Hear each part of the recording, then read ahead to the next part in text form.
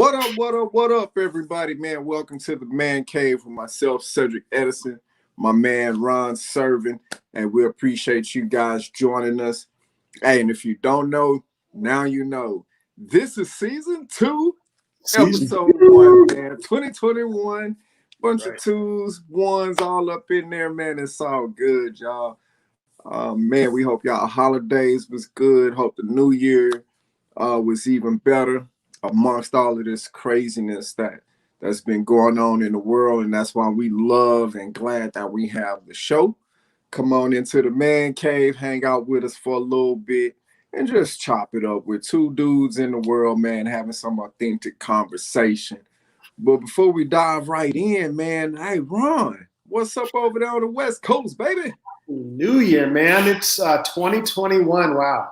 It Oh, seems like I look back on 2020 and being like that metaphor for, clear vision. That's yeah, right. looking at things differently. So how uh, how uh, how differently that kind of rolled out. So yeah, excited to be here. Just it's funny when you're introducing the show. Just looking back and thinking back when we first started, and I'd invite you, the listener, to go back and just experience the early days of the cave.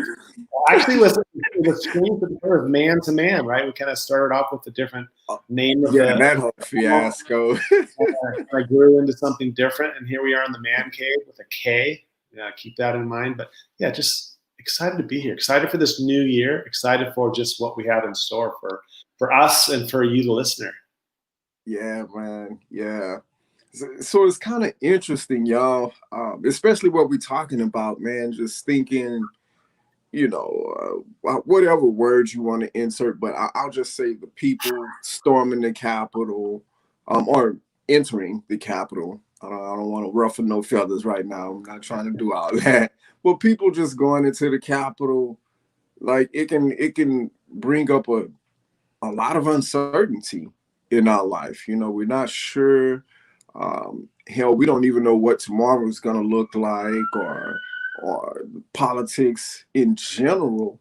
So, and we were kind of talking, before the show and planning, and we were just kind of in that area of, as men and securities and like the insurances that we have around our mindset, life, uh, business, career, can be the whole nine. And so we just kind of wanted to dive off into that and just kind of talk about some of the securities or insecurities we have, and chop it up with y'all just to see, what y'all dealing with out there, like how you experiencing this. So I'm kind of interested, Ron. We talking about insurances and setting up and taking care of the family and all of that stuff. Um, on the emotional and mental and physical. So what is like for you right now, man? Yeah, it's I think it's one of those things that I didn't really think about prior to us, kind of discussing this topic. And we look at how we invest in ourselves, whether it's emotionally or physically, the things that we do to create value in our life. Investing in a coach, investing in a health program, investing in our career. But another area that I think is obviously very important and really integral in how we sustain our life is just the different insurances that protect us in the event that something happens. That's kind of almost a necessity, knowing how litigious society is. You bump somebody's car and they're going to sue you. You do something that's perceived as doing something that infringes on their life and they sue you. So just the area around your life insurance, your health insurance, your auto insurance. These are things that are our investments in this protection mechanism that is so important for us to have that peace of mind. When something happens, which it will, your health is not always going to be what you think it might be. You can do all the right things, and then something could happen. Something happened to me. We got COVID, but we had health insurance to cover us through that process. And I was just, sharing with Cedric. I had neck surgery last June, And it was funny because I was looking at the cost of that just in talking to the practitioner, and it was a very large cost if it was out of pocket money. And then I'm like, oh, great, my insurance is going to cover it. That's great. But then, you think about how many years you invest on a monthly basis in your health insurance to protect you. So I think, it's that peace of mind. It's that idea that it's there when I need it, and not just thinking you're wasting your time by investing in a good life insurance policy, good health insurance policy, good. And I think as men, sometimes we just assume with our ego that nothing's going to happen to me. If something does happen to me, I can handle it. I can just pay out of pocket or whatever it might be. And I think that's where I think as men, we have to be willing to, sometimes take actions that protect us in a way that is something that, that we can't anticipate something happening. And like for you, I mean, having a child, obviously that has become an expense for you, Cedric. And it's not easy to be able to afford having, all the things that go along with wanting to raise a child. So, I'm sure health insurance was something that changed for you to now, have your son and something that he depends upon, your ability to give him what he needs to remain healthy. So just tell me about that. I mean, what were, kind of as you've evolved in your life, now being a father, being an entrepreneur, when you thought about, or if you look back on your life and really what value you put on insurance, has that shifted for you from then until now? Oh yeah, definitely. But it probably came into play before Mosiah, though. Honestly, when I saw the real value was around my heart surgery. Because I'll be honest, before then it was just one of those things, like it was customary. Okay, insurance comes with the gig. Yeah, I know y'all gonna take it out. Whatever. I'll never use it. Cool. But I didn't really realize the importance of it until then. And then when he came along, it was just like, whoa, okay, we definitely have to make sure we have some things in place just in case daddy not around, or just in case something happened, because when I saw that bill after shit, I went in the hospital, May 22nd. I didn't walk out that bad boy till like July 2nd. So that was a crazy, I was like, whoa, what? Right. So it changed. That's how it changed for me. And I think, and we talked about just men sometimes having a difficult time, kind of asking for help. And I think this is just like, in a sense, this is asking for help from somebody that provides you a policy, a protection mechanism. So in the event something happens, and I think that's where, not that all men are created equal, all men are different. And I think this is just, a discussion around, doing things, looking at your life. And another thing I was going to share with you was, in the audience, is, for myself and my wife, we kind of had just a blanket life insurance policy and really didn't think about, in the event that she died or versus I died, what would be important for either one of the other one that survives. And I think those are, good questions to ask, that not only does it make you think about financially what you need, the decisions you may need to make that are important, but also the realization that could happen. And I think for men, I think we don't want to think that could happen, right? We don't want to think that our health is going to be impacted. We sometimes feel like that we're impenetrable, and anything that happens or anything that comes our way, we can just deflect or kind of push it off as, oh, it's just an ache and pain. It's just an ache. It's just a pain, and ignore it. And a prime example of that is, getting your prostate checked, right? I mean, how many men have I talked to that are in their 40s and 50s, and how important they tell us that early detection is the key to success, to get that done. I mean, that's your health insurance working for you to ensure that if something does happen, you've got an avenue to travel down to get you to the right location to get checked and to mitigate that.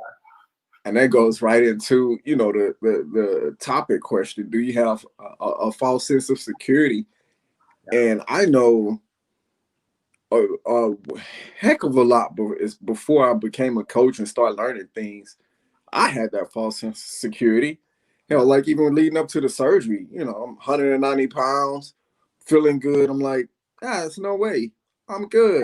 Like nothing's, you have the wrong, I'm walking in there in the middle of a stroke telling these people, no, I'm fine. I'm good to go, right? Yeah, and we think as men, like, oh, as long as nothing's hurting, I'm good.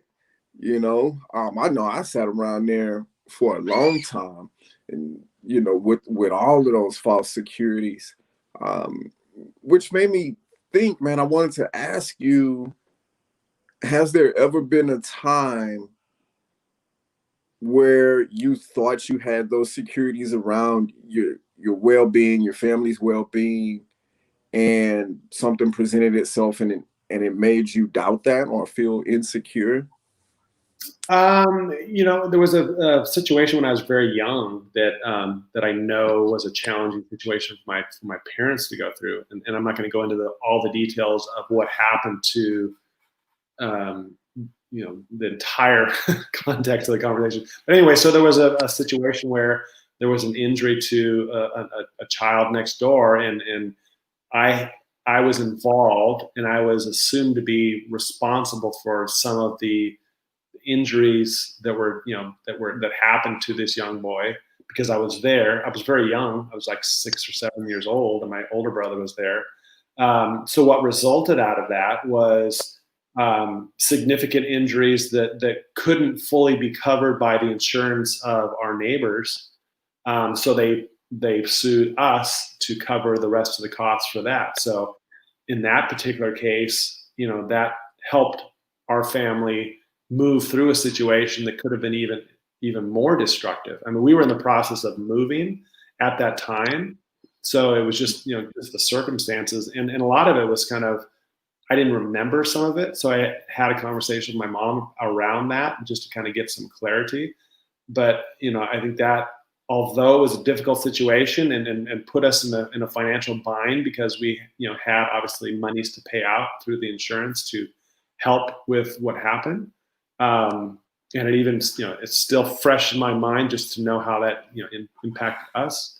But, I guess the point is that we had insurance to help us through that. I mean, you can imagine, and you see and hear about these stories every day of just tragedies that happen that, drunk driver that kills somebody or some, these things that happen. And how many times are those folks in a situation where they don't have, liability insurance, they don't have health insurance, they don't have the necessary things in place, and that again is that investment in the self, the investment in protecting you from something that may happen, not having that mindset of, oh, I'll just pay it out of pocket when it happens, because that's in this day and age, it's not going to just go away. It's going to there's too many there's unfortunately too many people out there that just want to take you to the cleaners and take you for your money. And I think men, not that women don't sometimes fall into that same,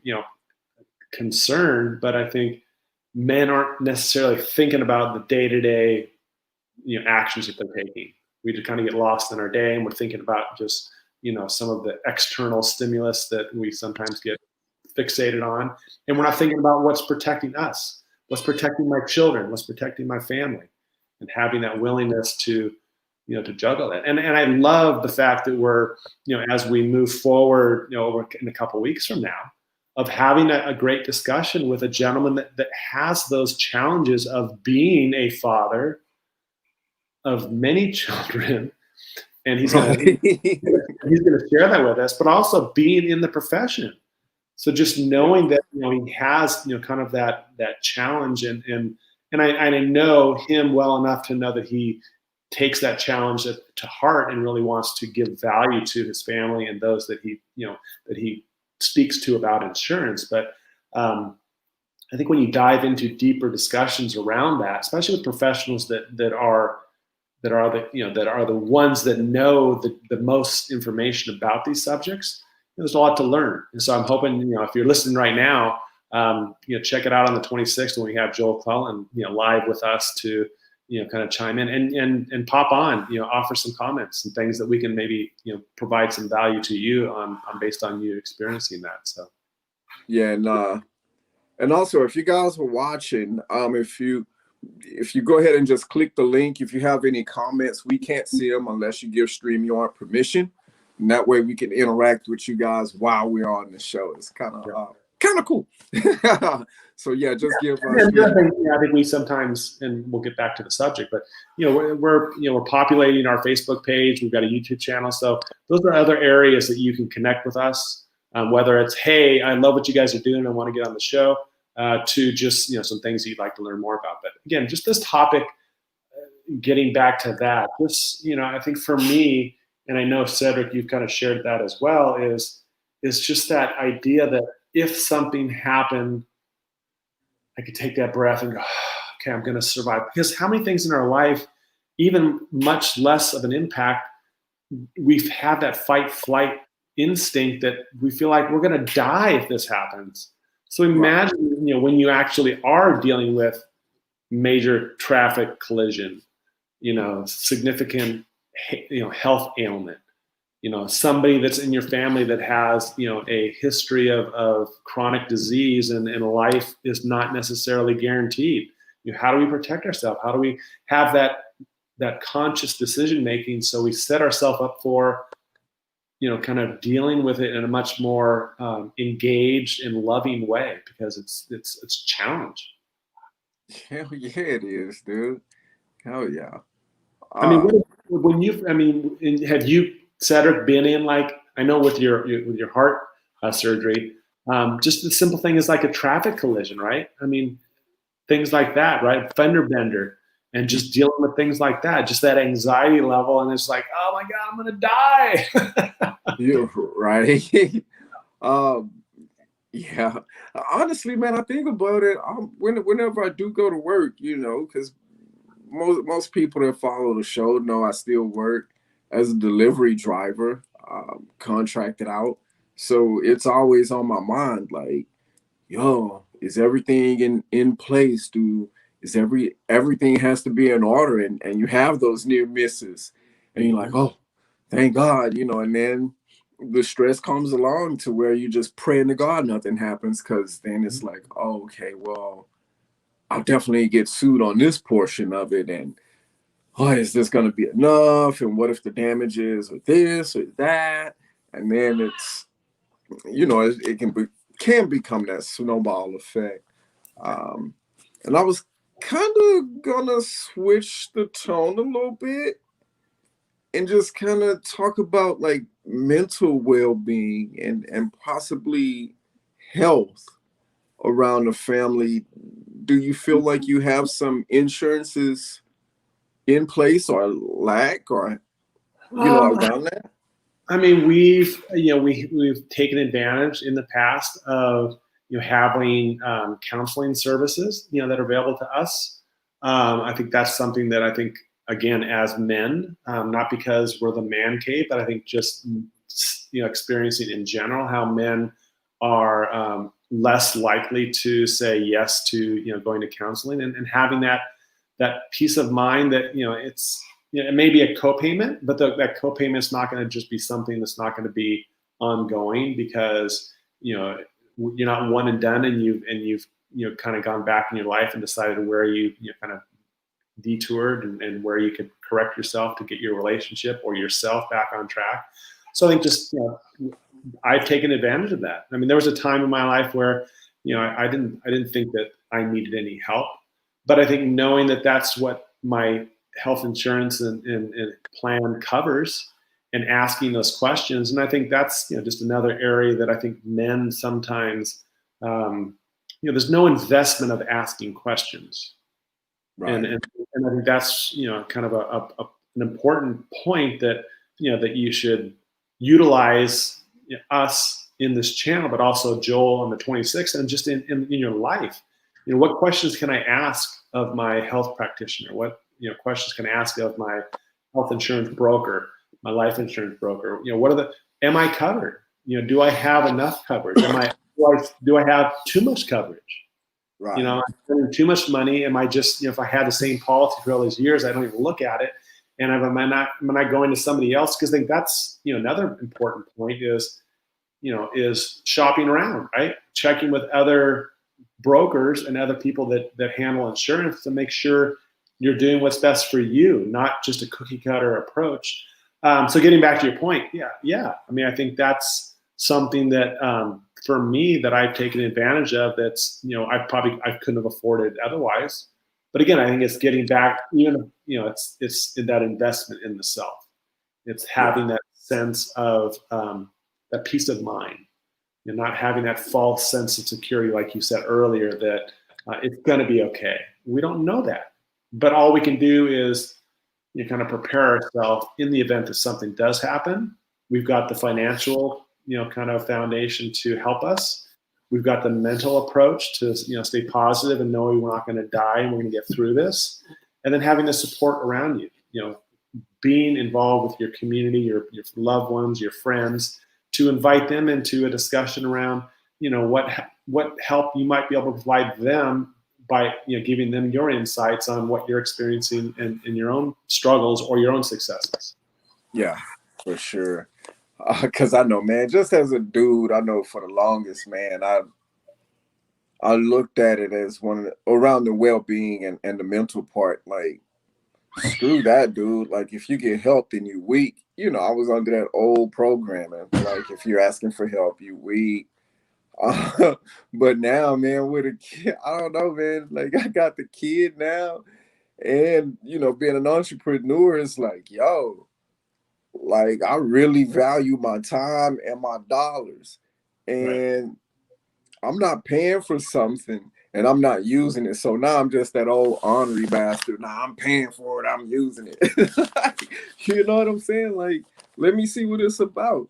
Like, hell, if I get a free consultation, I'm going. I get a free cleaning, I'm going. I don't care what it is. And And I think you alluded to it earlier. There's the actual program. There's the health insurance. There's the life insurance. There's the auto insurance. But there's also just the investment in yourself that is almost like an additional added layer of insurance, not a monetary insurance, but maybe more of a mental stability of insurance that you're taking out on yourself by right, looking at those things that you can, like for me, I've been in a men's group before, just creating value, giving value, and feeling value from men that I invested my time and right, building that awareness around how I can have the support system and that sense of assurance and insurance, to a certain extent of having that to pull from. It's kind yeah, of like, like we pay for insurance and then we get something that happens and we pay a deductible and we pay much less to have that resolved. It's kind of like that with investment in friends, investment in these other areas of our life that we can then use as a way to gain what we need: support, love, friendship, connection, knowing that we're investing in that space to really give us the best possible return. yeah. That's where I was going to, especially around that awareness piece. I don't know. It hit me like, when it comes to like our emotional and mental and health well-being, that that premium that we're paying usually comes in. I would almost say for men, well, for anybody really, but mainly for men, it really, you get the most value when that premium is paid with by awareness. Mm. The way because we know we have that car and we're aware of everything that could possibly go wrong, so we prepare.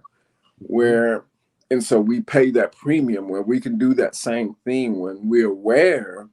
Like, we won't have to come out of necessarily dollars for the most part until we really want to get better coverage, seeking the therapist or a coach or whatever the case. But until just paying for the policy itself really just involves us being aware. Like, okay, being aware of the emotions, being aware of the mindset. how am I treating people? Like, how am I treating the server? And how am I connecting with the others? Because those relationships are gonna matter, and it's inevitable. There's gonna have some turbulence. There's gonna be a car wreck or whatever bad thing you want to put to it, a tooth fella. I don't know. Just call it a car wreck, right? So you're gonna have to use some type of coverage on that. So I was just thinking, yeah, we definitely want to be aware. Man, we could dive off into this a whole lot, but we still have to touch more on this because it's such a deep topic when it comes to men, guys, and we don't want you all to lose out. And we got a special opportunity on the 26th to have Joel Cleland in the Man Cave, who's in the industry of insurance, and being able to just have somebody that experiences and provides that coverage, and to have that man come into the cave and be able to mesh that and look at the family side and how that all plays out with securities on that end. It's just going to be an interesting mix. So mark your calendars, hit the little bell up there if you're on YouTube. Like the page on Facebook, the Man Cave page, so you can get the notifications. And again, if you have any comments, give StreamYard the permission so we can interact. So, Ron, man, any last thoughts, man, before we jump off and let these people get back to their nights? I was just thinking about, it's just another one of those opportunities that we've talked about. When we want something new in our life, we want more of something, we want more nourishment. Oftentimes we have to let go of something, and oftentimes that's time, might be friends, might be experiences, and you, the listener, and Cedric and I all have the opportunity to look at, how much do we know about our sense of security. How much do we know about our field that we're connected to? In the event that I pass, are things in place to protect my family? If I had some sort of major health issue, am I protected in a way that's going to feel, survivable? So, to learn about that, to grow from that, again, this is kind of that time aspect of, investing in learning, and like Cedric said, the 26th, we've got a professional that's balancing both, and he's going to share with us how crazy life is in doing that. But yet he's successful, not just as a businessman, but as a father.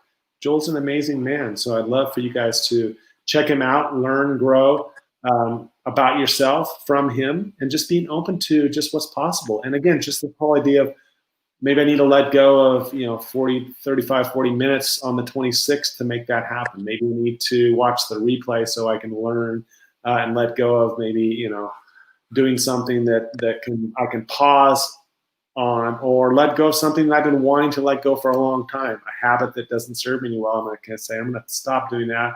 I'm going to start hanging out with my boys here in the Man Cave every time. Right. And we would definitely appreciate it. We would definitely appreciate it. But yeah. So just in closing, just we truly appreciate each and every one of you. Just kind of our new format here in season 2 is doing a lot more live streaming videos with guests. So just expect each month we're going to have kind of a forum where we're bringing in professionals, people that are making impact in the world, in their businesses, in their life, and also just how they're showing up as a man, as a father, as a person that has balance in their life, but also the challenges that go along with that. So stay tuned for just some great episodes coming up. We'll be seeing you every other week with Cedric and I here, kind of bringing in that topic, and then just diving deep with that special guest. So can't wait for the next weeks ahead. I'm super excited for what we got coming this year. Super excited to have y'all join us. We appreciate those of you that joined us live and stayed in for the duration of the 30 minutes. We appreciate it. Ron, I appreciate you. Man, hey, look forward to, well, hell, I'll see you again before next week, 2 weeks, but Until next time, man, we appreciate y'all joining us in the Man Cave. Share it, like. Peace out. We love y'all.